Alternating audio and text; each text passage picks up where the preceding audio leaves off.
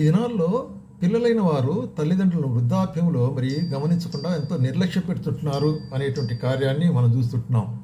మరి ఇది గమనించినట్టయితే ఎంతో విషాదకరంగా ఉంటున్నది. ఇది చాలా దుఃఖకరమైన కార్యం. అట్లయితే దాని గురించి ఒక జ్ఞాని ఏమంటాడంటే, తండ్రిని అపహసించి తల్లి మాటను వినలని వారి కన్ను లోయకాకులు పీకును, పక్షిరాజు పిల్లలు దానిని తినును. కాబట్టి అది శాపంగా ఉంటుంది. కాబట్టి తల్లిదండ్రులు మనం వృద్ధాప్యను గమనించాలి. ఎందుకంటే వారు పెంచి పోషించి ఎడ్యుకేషన్ చెప్పేసి ఉద్యోగం ఇప్పించి మనకు ఎంతో సదుపాయం చేశారు. అటువంటి తల్లిదండ్రులు నిర్లక్ష్యం చేస్తే అది దేవుడి దగ్గర శాపంగా ఉంటుంది. కాబట్టి మనం ఏం చేయాలంటే అటువంటి వారిని మనం మరి దుఃఖ పెట్టకూడదు. అందుకొరకే నీ తల్లిదండ్రులను సన్మానించము, అప్పుడు నీవు దీర్ఘాయుష్మంతుడు అగుదు అంటాడు.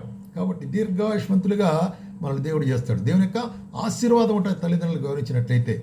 కాబట్టి ప్రియమైన సోదరి, వృద్ధాప్యం తల్లిదండ్రులు నీవు ఎంతో గమనించవలసి